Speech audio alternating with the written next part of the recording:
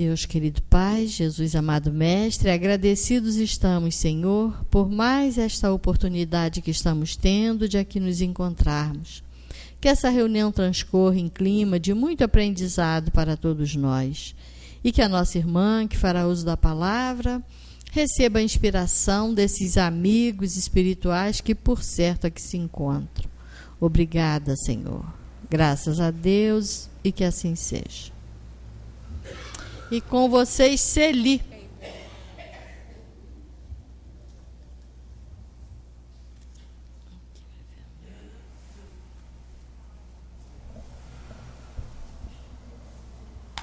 Uma boa tarde para todos nós. Vamos aproveitando, né? Enquanto estamos aqui, porque realmente é verdade que a gente tem ouvido, não é assim, de pessoas partindo assim, conhecidos nossos, pessoas da nossa convivência até. E aí é aquela história, a gente não vai ficar aqui para sempre, né? Então vamos aproveitar, tentar nos corrigir, como recomenda lá o Evangelho, enquanto estamos a caminho. Porque tudo, quando a gente deixa para resolver aquilo que nós teríamos que resolver enquanto estávamos viajando e não resolvemos, tentar resolver tudo quando chega é mais complicado. É melhor a gente ir resolvendo devagarinho as nossas pendências, porque isso até na vida material, né, no dia a dia da nossa vida, quando nós deixamos, vamos empurrando as coisas para frente, fica tudo acumulado, ficam pendências na nossa vida. De repente a gente parte, aí fica a família enrolada, né, com muitas coisas. Então a gente sabe que enquanto a gente está podendo fazer, é melhor fazer. É o que a gente está fazendo aqui, né?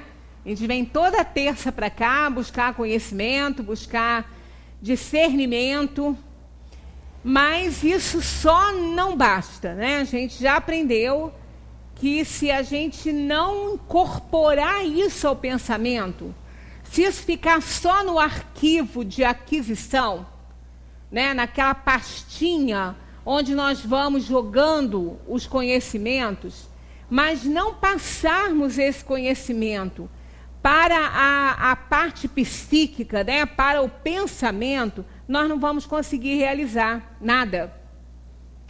Porque o pensamento é que alicerça as coisas, né?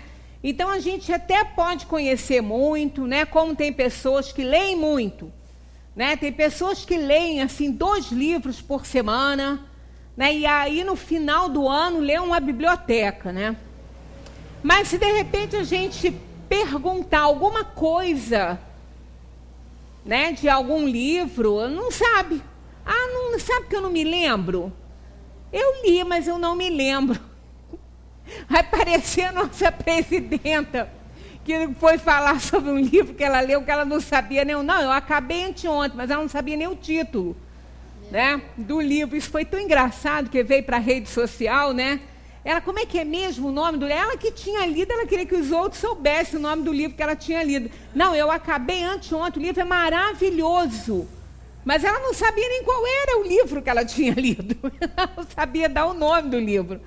Então, são coisas que a gente vai fazendo. Nem pode ser até que ela tenha lido mesmo, né? Ninguém está falando que ela estava mentindo, mas ela não... Ela só correu, se leu, ela correu o olho ali, né? Porque o importante é a gente entender. Não é? Não adianta ler muito e não compreender, não entender... Não tirar nada daquela obra. Uma obra literária nos ensina muito, não é? Seja qual for o ensinamento que ela está trazendo, ela está trazendo algum ensinamento. Então, se a gente não entende, ou se a gente não se importa, vai correndo, o importante é ler, ou para passar o tempo, sei lá o quê, não resolve muito. Assim como não resolve muito, a gente vir para cá para passar o tempo, né, para ninguém ir a uma missa para passar o tempo, porque é comum, é hábito isso, ou a um culto evangélico, né, a uma reunião do centro, porque eu tenho o hábito de ir lá toda terça à tarde. Né? Porque eu vou, porque eu fico esperando fulano que está no colégio, vai sair do colégio, aí eu vou lá. Aproveitar o tempo para essas coisas é ótimo, agora tem que realmente aproveitar, dar aquele valor intrínseco do tempo que a gente está gastando, que é o que a gente sempre fala aqui, né? O tempo é igual para todos nós, né? Todo mundo aqui vai passar aqui no mínimo 60 minutos. Todas as pessoas que aqui estão vão passar aí no mínimo 60 minutos, que é quanto dura a reunião. Aí algumas ficam mais um pouquinho, outros precisam de sair um pouquinho mais cedo, ou chegam um pouquinho mais tarde, dependendo dos compromissos que tem, né? Mas, em média, o valor extrínseco desse tempo é de 60 minutos, para todo mundo, porque é o tempo que todo mundo conta. Mas o valor intrínseco dele, aí não é. Às vezes, uma pessoa que vem por uma questão de necessidade, ela tem que chegar mais tarde. Às vezes ela chega faltando 15 minutos para terminar. Ela, às vezes, naqueles 15 minutos, aquele valor do tempo para ela, o valor intrínseco que ela vai dar, vai valer pelos 60. Que às vezes a gente está aqui. Dependendo da sintonia do nosso pensamento, das nossas intenções quando estamos fazendo alguma coisa, não é? Então, do interesse da pessoa em querer realmente colocar aquilo ali na corrente do pensamento, né? Então, às vezes, ela vem 15 minutos para ela, né? Assim como dizem os espíritos, 10 minutos de evangelho pode salvar uma encarnação. Porque quando o sábio chegou, né, a falar para o seu discípulo que ele diria rapidamente, que ele resumiria rapidamente a Bíblia toda para ele, né, o monge disse isso para ele, o monge, toda a escritura, né, toda a mensagem divina, não é bem a Bíblia, mas toda a mensagem divina, aí ele falou, só você se colocar num pé, o tempo que você levar, eu vou resumir primeiro que você vai cansar. Aí ele se colocou em posição, ele só diz assim, ama. Aí, pronto, acabou. Resumiu toda a mensagem de Deus, toda ela. Porque todas as religiões, todas as escrituras, todos os livros, tudo, né? Inclusive a nossa doutrina espírita, tudo se resume no amor. O amor é o sentimento por excelência. É ele que vai ser capaz de nos salvar em todas as situações das tristezas que nós vamos ter que enfrentar na nossa vida. As pessoas que têm amor no coração, elas enfrentam com mais facilidade os reveses da vida. Até porque elas amam Deus e não o temem. Isso já é uma diferença básica, né? Porque quem teme, tem medo, acha que ele vai punir. Mas quem ama, jamais acha que ele vai punir, porque o pai que ama o seu filho não pune o seu filho, ele ensina. Ele apenas corrige e ensina, ele não dá punição.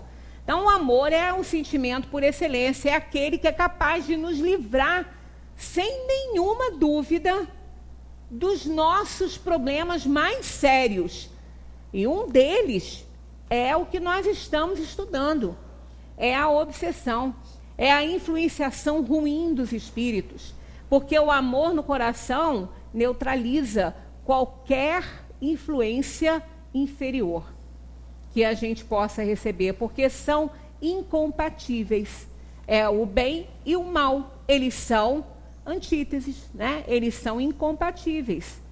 Não tem nenhuma similitude o bem com o mal, assim como a luz e a escuridão. Onde tem um, não tem o outro. Então, onde tem amor, que é o bem maior, que é o bem supremo, não tem o mal, não tem a inferioridade, não tem o mal. Mas é lógico que a gente sempre coloca aquela questão. O amor, segundo o Evangelho, é um instinto elevado à altura do progresso feito. Então, existem vários níveis de amor. Não é porque eu não sou ainda perfeita que eu não ame, que eu não sinta amor. Sentimos. Mas sempre aquele amor mais condicionado a alguma coisa e não aquele ideal que Jesus nos ensinou, capaz realmente de neutralizar todo o mal. Nós ainda não chegamos nesse nível, né? Vou baixar um pouquinho aqui, porque agora o calor baixou um pouquinho. Eu vim a pé e correndo, imaginem o calor pela rua, né? Bem, nós estamos terminando esse assunto aqui. Terminando é um modo de dizer, né? Porque ninguém termina nada no Livro dos Espíritos. Mas assim, o capítulo, né, que fala sobre a influência oculta dos espíritos sobre os nossos pensamentos e nossas ações, ficou uma última questão que eu até passei dever de casa, foram os possessos, né? O assunto possessos. E é aquela questão ali, 472, que ficou aqui para a gente analisar. Os espíritos que desejam incitar-nos ao mal limitam-se a aproveitar as circunstâncias em que nos encontramos ou podem criar essas circunstâncias. Aí é que mora o perigo, porque se fosse só aproveitar as circunstâncias, já seria um mal. Porque o que não vai faltar é circunstância para eles aproveitarem. Mas não fica só nisso, né? Olha o que eles respondem. Eles aproveitam as circunstâncias, a circunstância, mas frequentemente a provocam. Olha aí, provocam circunstâncias, criam circunstâncias para nós, empurrando-vos, sem o perceberdes, para o objeto da vossa ambição. No final das contas, nós estamos vendo que tudo cai aí na nossa responsabilidade.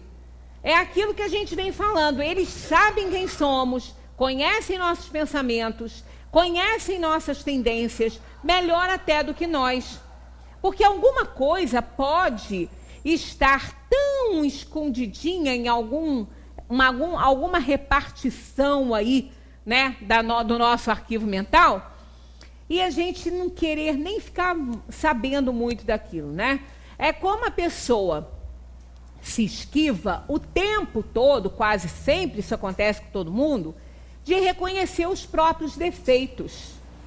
Ela se esquiva disso, porque não interessa muito. Não interessa muito, porque ela não quer nem resolver, né? Então é aquela questão da fila indiana, né? A gente coloca uma mochila que tem uma parte para frente e uma que tem uma bolsa para trás também. Aí ela fica aqui atrás. Na frente a gente coloca todas as nossas qualidades, aquelas que nos orgulham, que nos envaidecem e que a gente adora mostrar. Atrás a gente bota aquilo que a gente não quer ver. Aquilo que a gente não quer ter muito conhecimento, que a gente não quer saber, porque tem hora que vai ser importante aquela situação, do jeito que a gente é, então a gente bota para trás para não ficar olhando, para não ficar tentado a querer resolver, né? Só que é uma fila indiana. O que é uma fila indiana? É um atrás do outro, bonitinho ali. Então, quem é que vai ver os nossos defeitos? Quem está atrás de nós.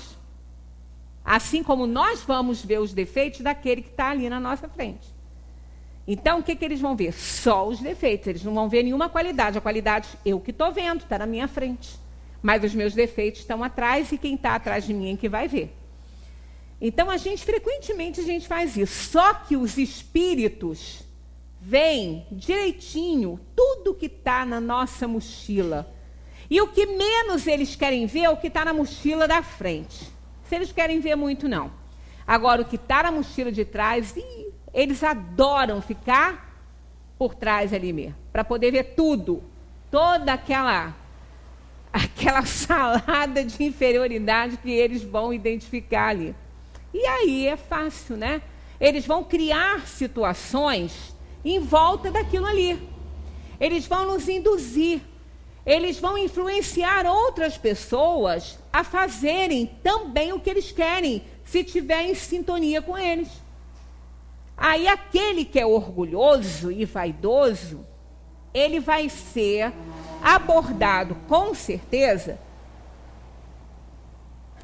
se não tiver isso acontecendo em algum momento, aí os espíritos vão criar uma situação, vão intuir pessoas para ficar exaltando o ego dessa pessoa, dizendo que ela é maravilhosa, que está tudo bem, que é perfeita, que não sei o quê, e ela vai se inchando de orgulho e de vaidade.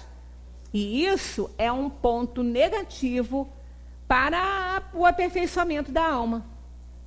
As pessoas acabam recebendo, porque aí esses espíritos vão insuflando cada vez mais isso, não só através do encarnado, quanto também das intuições que nos passam, e eles vão se infiltrando com uma facilidade muito grande, porque nós estamos inchados de orgulho, de vaidade. Então, eles têm fácil acesso a nós. Aí começam a insuflar até discórdia entre os outros, tá vendo? Ó, fulano não te dá valor, fulano quer saber de você, né? Não te dá valor, o devido valor, e isso aí, ó, vai minando o relacionamento, vai minando relacionamento de pai e mãe com filho, com irmão. É assim que as coisas acontecem, de uma maneira que a gente não percebe, mas ocorre. Então, eles criam situações, eles criam aquele encontro, eles promovem encontros, né, entre as pessoas, induzindo um ou outro a procurar aqui e ali. É um trabalho muito grande que eles fazem, que a gente não pode nem imaginar como que aquilo ali nos afeta e acontece, né? Assim, por exemplo, um homem encontra no seu caminho uma certa quantia. Não acrediteis que os espíritos, que foram os espíritos que puseram o dinheiro ali, mas eles podem dar ao homem o pensamento de se dirigir naquela direção. Por quê? Naturalmente, eles já conhecem a tendência dessa pessoa, não é? Aquele caráter duvidoso dessa pessoa, né? Ao encontrar alguma coisa de alguém, não querer devolver, nem se interessar em saber quem é o dono, né? Eles já sabem disso. Porque se for uma pessoa que eles saibam que seja uma pessoa de caráter sério, ela vai achar o que não é dela, ela vai dar um jeito de encontrar o dono daquilo ali. E isso não interessa para eles. Então, se a pessoa já tem um caráter duvidoso e eles já conhecem isso, então para eles é um prato feito. Eles não criaram o dinheiro lá, não puseram lá, mas eles induziram a pessoa a encontrar, né? Mas eles podem dar ao homem o pensamento de se dirigir naquela direção. E então lhe sugerem apoderar-se dele. Aí eles entram com a intuição mesmo, né? Dando sugestão dele se apoderar daquele dinheiro lá. Enquanto outros lhe sugerem devolver o dinheiro ao dono, alguns sugerem que ele fique com o dinheiro. Aí o que vai ficar mais forte? Aquela tendência que a pessoa já possui. Se a tendência que ele tem é de ficar realmente, que ele acha isso certo, aí não resta dúvida. Mas ele pode também já estar em cima do muro ali, já analisar melhor e querer entregar, né? Acontece o mesmo em todas as outras tentações. Em tudo acontece isso, né? Em tudo, em todas as situações. Nós estamos sempre abordados por eles e eles vão nos intuir, não vai faltar ajuda. Por isso é que nós não podemos reclamar que a gente não teve ajuda. Tem ajuda. Nós temos um espírito protetor que não nos abandona, não.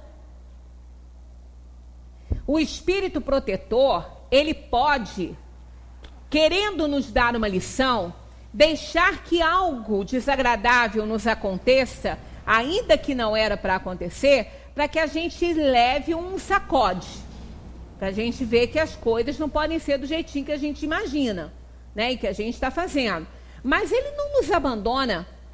ao menor pensamento de mudança, de crescimento, de querer ajuda, ele está ali para fortalecer cada vez mais isso. Então, essa questão da interferência dos espíritos em nossos pensamentos e nossas ações, tem que ficar bem claro que só acontece por nossa culpa, por nossa responsabilidade. Então, não adianta ficar querendo que as reuniões de desobsessão nos centros espíritas façam o trabalho que a gente tem que fazer. A reunião dos centros espíritas de desobsessão, ela existe para nos auxiliar, dar auxílio ao encarnado e ao desencarnado, doutrinar aquele espírito, fazê-lo compreender e entender o que ele está fazendo com aquela pessoa, ainda que ele nos diga, mas essa pessoa merece. Pois é, tudo bem, pode até merecer, mas a pessoa não vai fazer o mal a alguém só porque ele merece. A pessoa que fizer, ela vai assumir essa responsabilidade. Mas a gente não pode transferir para religião nenhuma esse trabalho aí de purificação do ser. Nós é que temos que trabalhar isso através da reforma íntima. A gente tem que entender que a gente tem que eliminar o foco. Lembra que a gente falou sobre a questão da toalha suja? De farelo? Não adianta tocar as mosquinhas e fechar as janelas, elas vão dar um jeito de entrar. Tem que limpar a toalha. Né? Então, aquilo aí também falamos aqui no decorrer, vocês desculpem às vezes como a gente fica repetindo algumas coisas, mas é porque é de importância muito grande isso. Né? Quantas vezes uma mãe tem que mandar, às vezes, a criança tomar o banho dela? Quantas vezes? Vai tomar banho, fulano, você tá... eu estou limpinho. Está preto de sujeira. Né? Sujeira agarrou na pele, mas ele acha que ele está limpo. Aí a mãe manda várias vezes ele tomar o banhozinho para ele se limpar, né? Então é assim que os espíritos fazem. A gente tem que ficar ouvindo deles aquilo que a gente ainda não aprendeu. É o aluno que foi reprovado, né? Não tem jeito. Então a gente tem que mudar comportamento. Não é? A gente, antes de ficar reclamando que está influenciando, que o espírito está dentro da minha casa, está me perturbando, está fazendo isso, está fazendo aquilo, antes disso, a gente tem que fazer assim. Por que ele está aqui? Como ele entrou? Por que ele está aqui? O que eu fiz de errado? Por que fez? Alguma coisa está errada. Alguma coisa no comportamento não está certo. Né? Não está certo. Porque ele entrou. Se ele entrou, é porque ele encontrou uma sintonia. Senão ele não vai. Não tem como. Ele não tem como. A sintonia do pensamento é que manda. Se ele viu brecha, é porque a pessoa abriu essa brecha. Então, aonde que eu estou errando? O que eu estou fazendo? O que eu estou comentando? O que eu estou falando? Eu tenho que achar o erro. E se a gente quiser, a gente acha sim. Porque a gente já está numa fase evolutiva que a gente sabe muito bem onde é que a gente está errando. Porque senão é aquilo que a gente falou aqui, né? Nós vamos ser médios de transporte de obsessor para o centro. Né? A gente pega um obsessor, a gente traz ele para o centro pedindo ajuda, ele é ajudado, ele deixa de nos obsidiar e a gente não se emenda, continua fazendo a mesma coisa. Aí outro vem, outro toma o lugar dele, aí a gente pede mais ajuda. Aí pensa que não está dando certo a ajuda, que o centro não ajudou. Só que ele não está entendendo que ele já está com outros, aquele já tomou rumo. Aquele já foi ajudado e ele não se ajudou. Então, se a gente não fizer isso, se a gente não cuidar dessa transformação moral, isso tem que acontecer, né? Nós vamos ficar num nível de obsessão muito grande, que são os possessos, que vocês devem ter lido em casa. Né? São os possessos. Quantas vezes a gente brinca quando a gente está vendo uma cena ou até vivenciando essa cena aí com alguém, a gente brinca e fala assim, gente, ele estava possuído. Já passaram por essa situação? Eu já passei por vários. Até já me senti assim. Ai, meu Deus, eu pensei que eu estava possuída. se a gente analisar, não é só o outro que fica possuído, não, a gente fica também. A gente fica possuída. Aí tem que acordar, porque a coisa é muito feia, é muito grave, não é? O que são as pessoas possuídas? O que é isso, né? Kardec pergunta: pode um espírito momentaneamente revestir-se do invólucro de uma pessoa viva? Quer dizer, introduzir-se num corpo animado e agir em substituição ao espírito que nele se encontra encarnado? O que a gente aprendeu até agora nesse estudo? Que a gente faz um estudo sistematizado da doutrina, né? Nós pegamos a primeira questão e fomos caminhando como Kardec fez. E se ele dispôs as coisas assim, é porque o conhecimento inserido ali naquelas questões anteriores eram pré-requisitos para o conhecimento que se seguiria. Então é importante a gente seguir isso aí. Nada impede que a gente queira saber sobre um assunto, que a gente vá ao índice, não, eu quero ver isso aqui. Mas o estudo sistematizado, ele é importante, porque ele vai, aos poucos, vai caminhando, né, direitinho. É como aquele aluno que precisa da primeira série, da segunda, da terceira, da quarta, e assim vai. Ele não pega a nona, ele pega lá no início, né? E tudo na codificação gira, né, em torno do sentimento maior, que é o amor, da plenitude da liberdade, Deus, que é aquele que comanda, né, o universo, é o que criou. Então ele começa com essa questão, para a gente entender sobre isso. Aí vem falando sobre almas, alma que é importante, reencarnação, tudo. Então é o estudo sistematizado. Quer dizer, tudo que a gente aprendeu até agora, a gente aprendeu que o espírito, ao nascer, não é ali que começou a encarnação dele, ela se completa ali, mas ela começa quando os gametas masculinos e femininos se encontram, mas a pré-determinação já existe, né? O espírito que vai ocupar aquele corpinho já existe nas encarnações planejadas, e a maioria delas é assim, o que não impede de a união das células masculina e feminina fazer atração de uma alma que precisa rapidamente reencarnar. Isso também acontece. No nosso nível de evolução, é mais difícil. Normalmente a gente faz a escolha das provas e aí a gente reencarna, né? Então o espírito, ele é escolhido muito antes. Muitas vezes ele é levado às casas, né, onde eles vão reencarnar, para se ambientarem com a atmosfera fluídica do ambiente.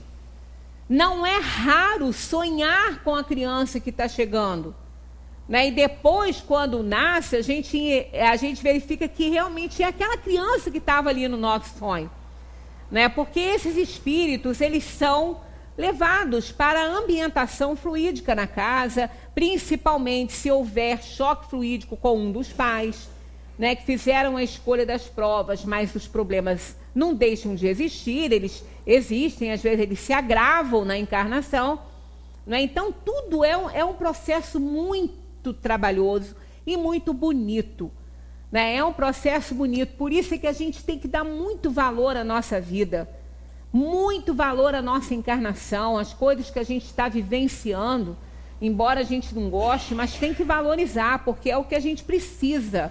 É o que a gente escolheu. É o que a gente escolheu, embora possa não parecer, né? Que a gente fica pensando, eu não posso ter escolhido isso para mim. Escolheu sim. Escolheu porque a visão da alma é diferente. A visão da alma, ela está isenta dessas influenciações materiais. O espírito sabe do que é que ele precisa para ele melhorar. Então, isso acontece. Quer dizer, as reencarnações, elas não são assim de qualquer maneira, né? Existem sim espíritos que precisam tanto de um contato físico que são atraídos, né, pelas uniões celulares aí no planeta, né? Mas na maioria das vezes são organizações bem feitas, planejadas, para que o espírito possa reencarnar.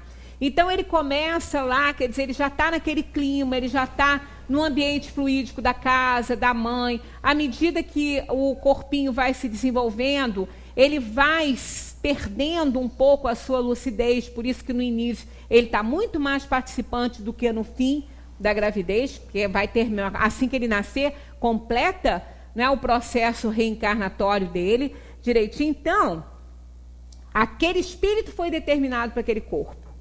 Uma extensão do perispírito foi para o útero materno, para trabalhar aquele corpinho que vai servir de instrumento para aquele espírito. O espírito está no comando disso também, ele não fica isento disso não. Ele também trabalha nisso aí. Então ele vai, o perispírito, os fluidos do perispírito vão se unindo, molécula por molécula do material genético, para aquele corpinho se formar. Então não tem lugar para outro. Não tem. A gente já aprendeu isso. Então, qual é essa resposta aqui que a gente já pode dar por tudo que a gente já aprendeu? Que ele não entra no corpo, né? Então, olha o que os espíritos respondem. Pode um espírito momentaneamente revestir-se do invólucro de uma pessoa viva? Eles respondem, o espírito não entra num corpo como entra numa casa.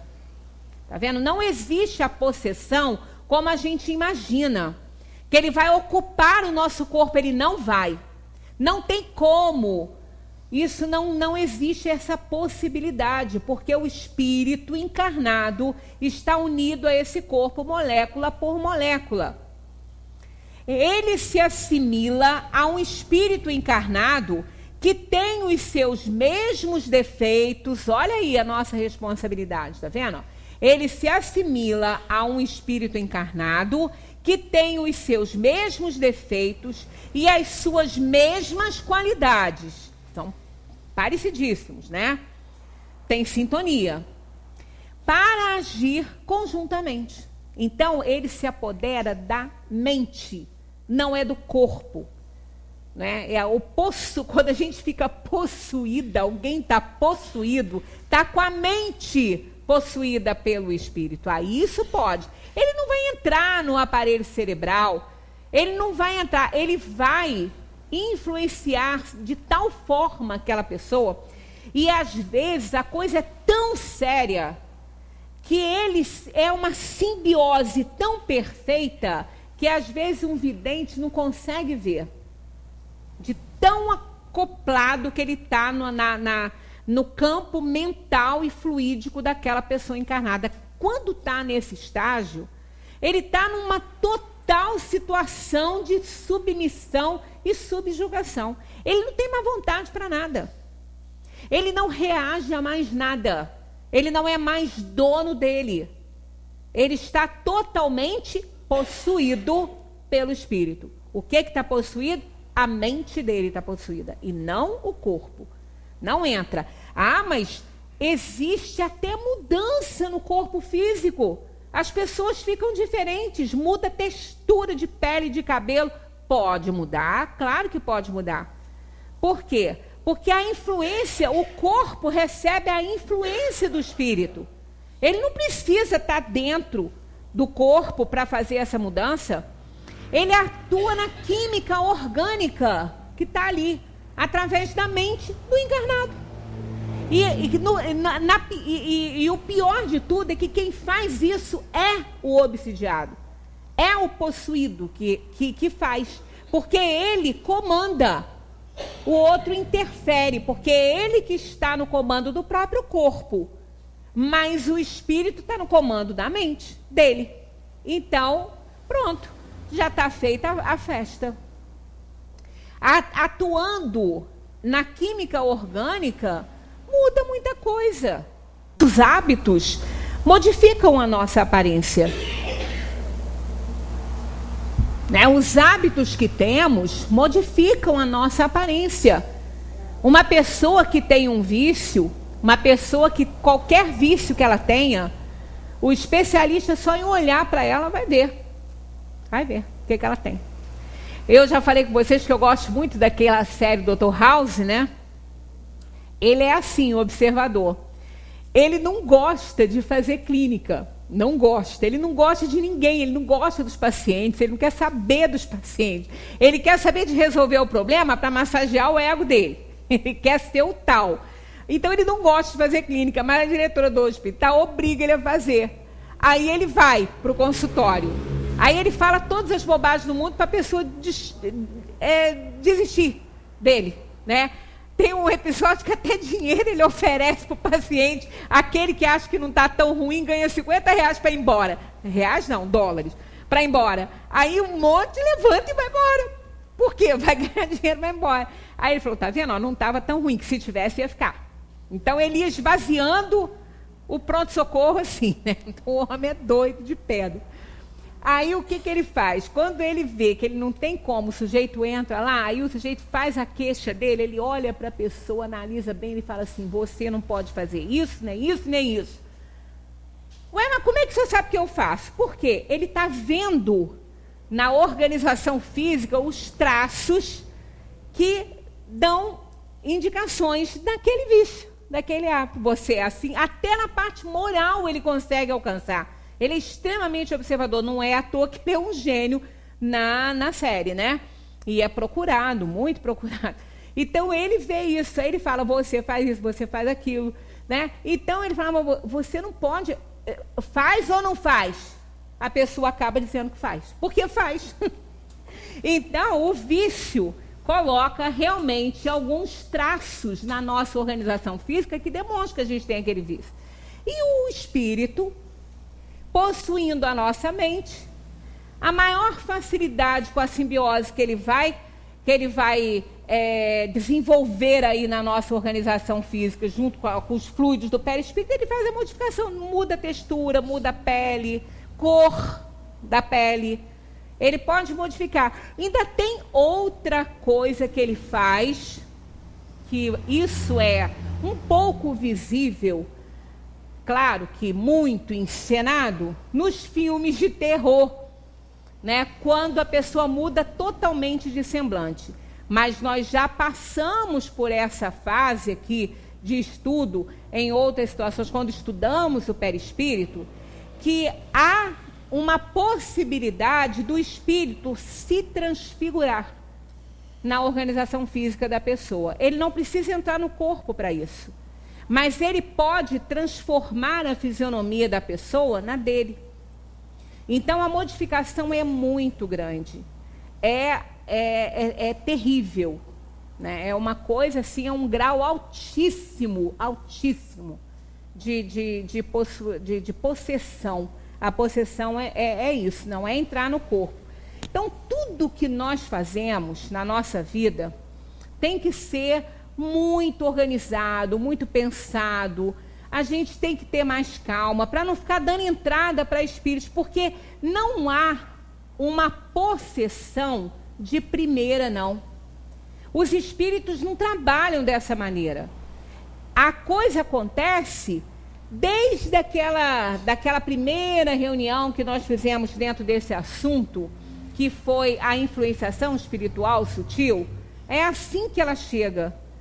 Um espírito que quer possuir a nossa mente, que quer nos atrapalhar, até desgraçar a vida mesmo da pessoa, ele não vai lá direto, até porque isso é difícil para ele. Ele precisa de encontrar a guarda aberta.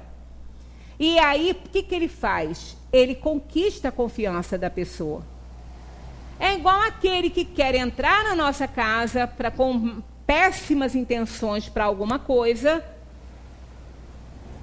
ele começa a se infiltrar na família e começa a conquistar a confiança das pessoas mais simplórias, das pessoas menos avisadas, e aí ele começa a insuflar a dele, o pensamento dele, as pessoas começam a acreditar que ele é assim, e é um golpista, né? Depois que que ele conseguiu a confiança daquele grupo, daquela família, ele dá o golpe dele.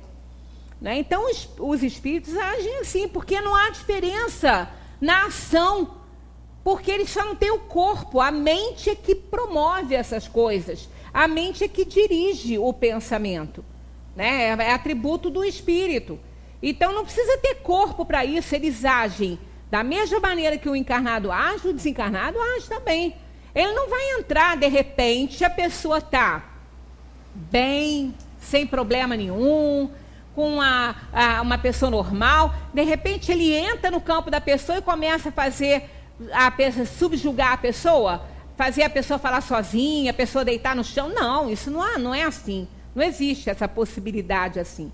Ele já vem de muito analisando essa pessoa, minando as suas energias, fazendo que ela acredite nas suas intuições, naquilo que ele está insuflando de pensamento. Ele vai aos poucos, até que ele consegue, né, o seu intuito, até que ele alcance os seus objetivos. Por isso é que a gente tem que ficar atento. Não é para ninguém ficar assustado. Isso é comum, isso está no mundo desde que o mundo é mundo. Isso acontece com todo mundo. Agora, a gente tem que prestar atenção. Quando os pensamentos ruins chegam, quando a gente muda comportamento. Tem hora que, às vezes, um amigo vira para a gente e fala assim: fulano, você está doido? Pirou a cabeça? Está maluca? Ou está maluco?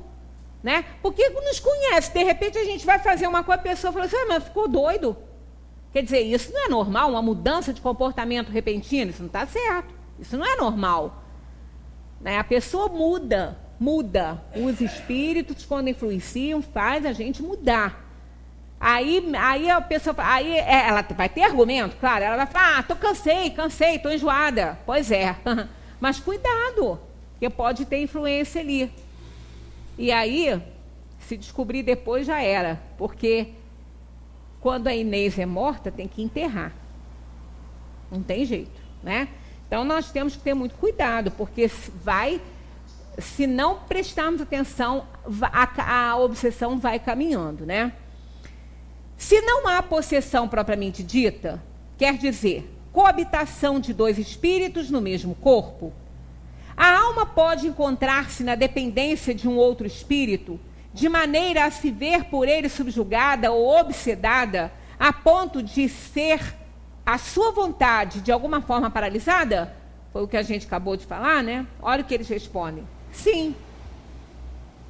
E são esses os verdadeiros possessos. Esses são os verdadeiros possessos.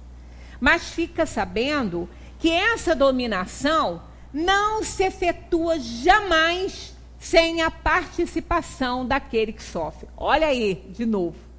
Então não adianta reclamar. Somos os responsáveis. Está aqui bem claro. Ó.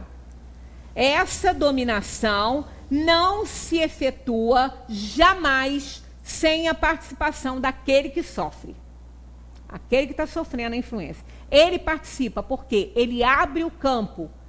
Ele aceita, não é, o que está acontecendo.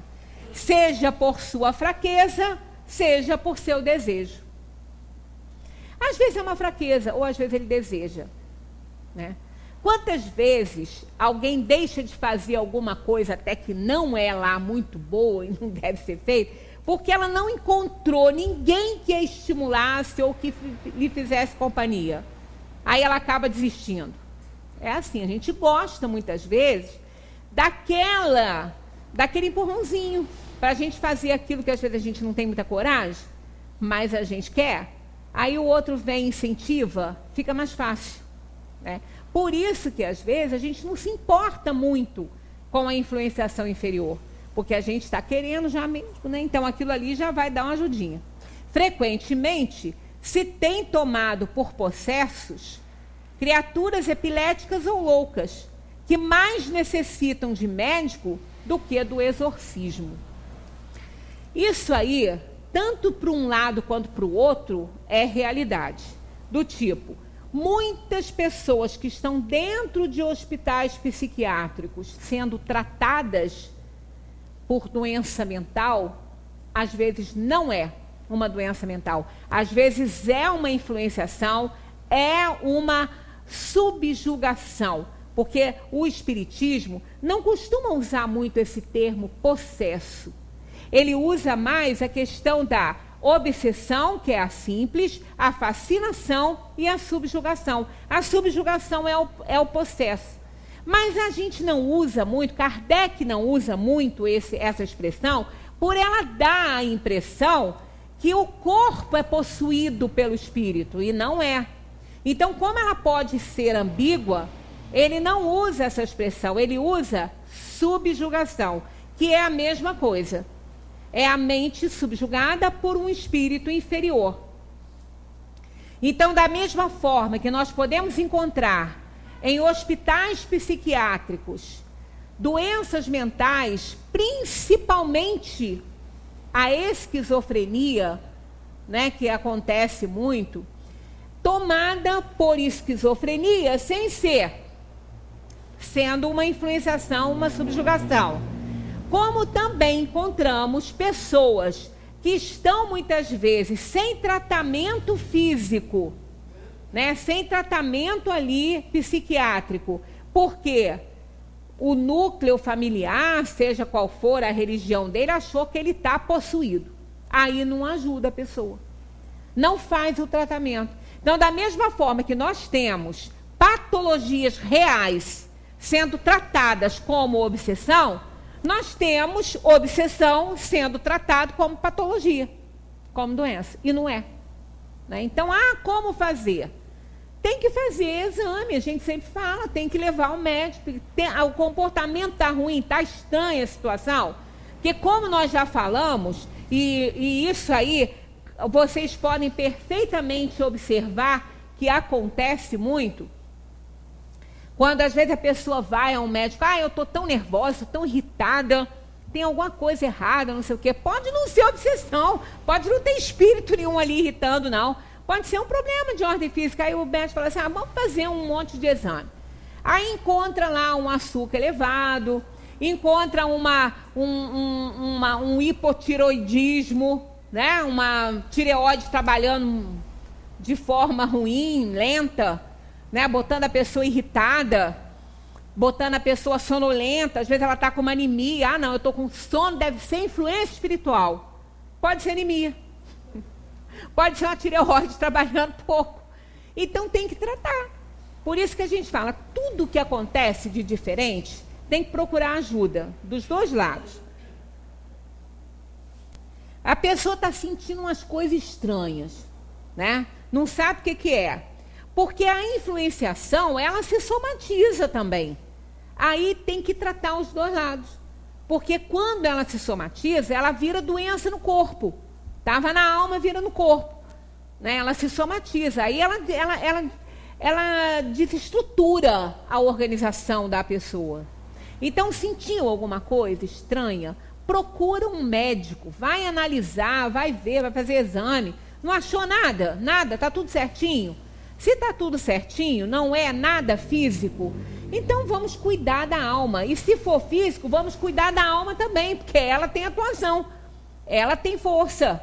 Né? A nossa fé, a nossa certeza que não estamos desamparados. Então, o tratamento de qualquer pessoa, esteja ela obsidiada, possuída, seja lá o que for, ou doente, tem que ser dos dois lados. Porque o homem é um ser transdimensional. Né? Nós temos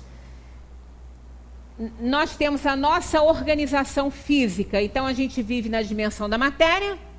E somos espíritos, não estamos aprisionados no corpo. E nós nos emancipamos quando dormimos. A gente vive quando o corpo dorme, nós estamos vivendo na dimensão dos espíritos. Por isso que somos transdimensionais. Nós vivemos não só na dimensão material, como também na dimensão espiritual, porque somos espíritos e não somos corpos. O corpo é um instrumento. Quando esse corpo dorme, nós nos emancipamos e entramos na dimensão dos espíritos. Então, já que nós temos esses dois lados, né, nós somos transdimensionais, então esse espírito, quando ele está na dimensão da matéria, ele está no corpo físico desperto, né, na consciência desperta no corpo físico. Ele está sob a influência do corpo físico. Ele está limitado ao corpo físico.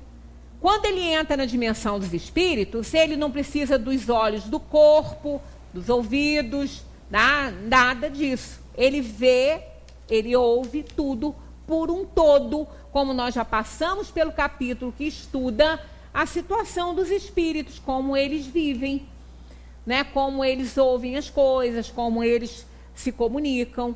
Então aí, quando o espírito está na vigília, no corpo, está desperto no corpo físico, ele está na dimensão material, ele está sob a influência do corpo físico.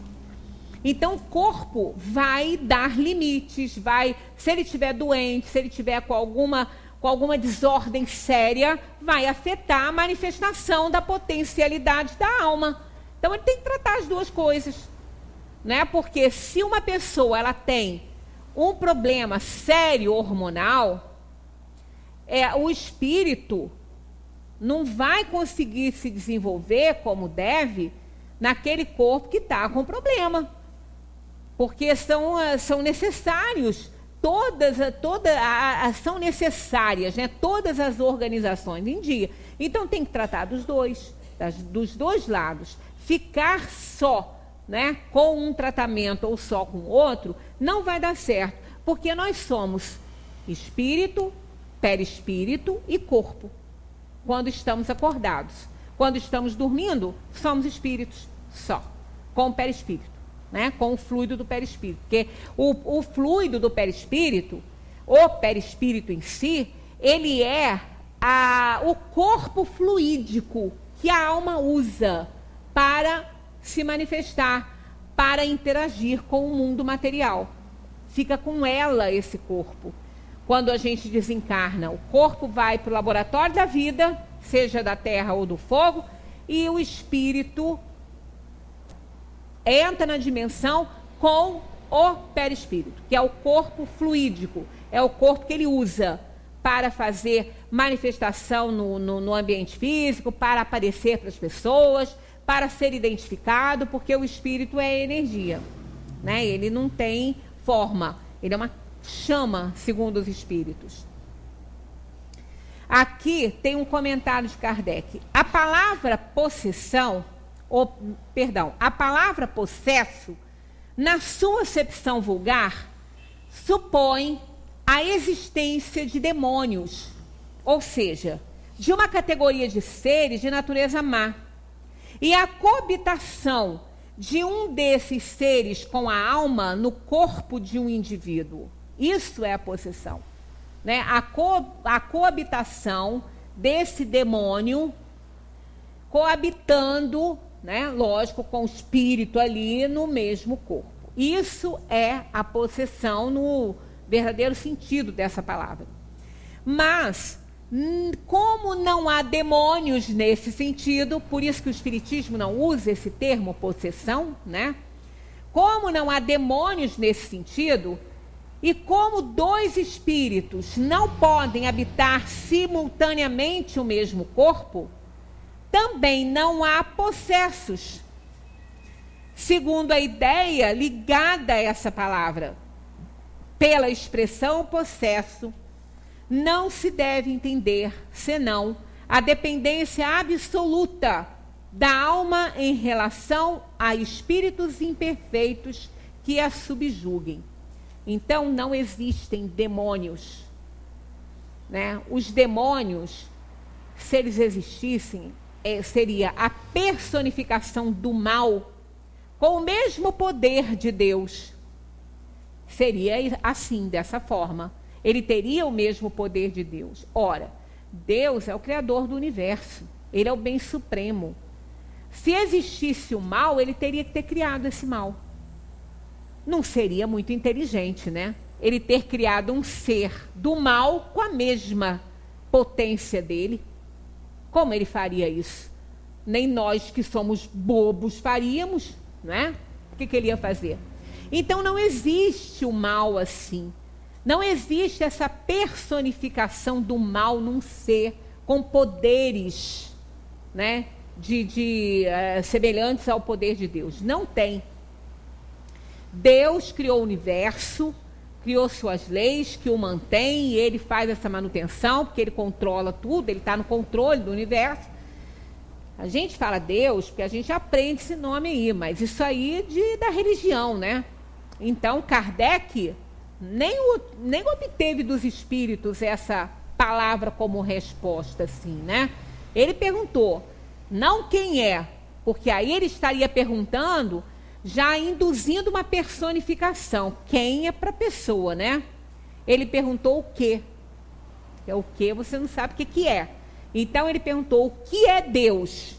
Aí eles responderam: inteligência suprema, causa primária de todas as coisas. Se ele é a inteligência suprema e causa primária de todas as coisas, se o mal existisse personificado aí num ser, teria sido criado por ele e ele não faria isso. Jamais. Então, o que acontece? O mal, a personificação do mal, ela é desenvolvida pelo espírito desobediente. É um espírito decaído, digamos assim, numa linguagem mais popular. É um anjo decaído. Porque o que é anjo? Anjo quer dizer mensageiro de Deus. Anjo é mensageiro. O sinônimo, o significado da palavra anjo é isso, é um mensageiro. Então, se Deus criou mensageiros, ele não criou mensageiros do mal. Ele criou mensageiros do bem, porque ele é o bem supremo. Mas aquele mensageiro que ele criou, ele não criou bom, ele não criou perfeito, ele criou simples e ignorante, como criou todas as criaturas. Nós somos, às vezes, anjos ou demônios. Por quê? A gente é anjo quando a gente está fazendo as coisas certas, coisas boas, quando estamos dando mensagem de Deus. E a gente é demônio quando a gente está fazendo coisa errada, contrária à lei de Deus, né? Dando exemplos ruins. Isso é o mal. Então, o que acontece então com o mal? Deus nos criou simples e ignorantes à sua imagem e semelhança. E então ele nos criou com a possibilidade, já, digamos, numa semente aí, já em nós, do bem, que a gente tem que desenvolver. Mas essa possibilidade é o livre-arbítrio, é a liberdade de ação, que eu vou desenvolvendo à medida que vou desenvolvendo o meu conhecimento. Quanto mais eu conheço, mais eu posso escolher. Então, no início, ele é muito observado, né, pelos espíritos e é guiado pelos instintos. Vai melhorando, vai conhecendo, ele passa a ter responsabilidade das suas escolhas. Quando fazemos mau uso do livre-arbítrio, desenvolvemos o mal em nós. Esse mal pode crescer de tal forma que a gente se torne muito inferior. Aí nós vamos ter em nós vamos fazer em nós a personificação do mal. Isso seria o demônio para o espiritismo.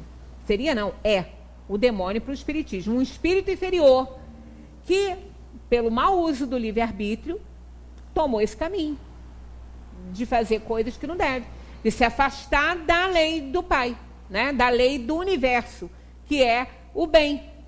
É para ele que fomos criados, para o supremo bem.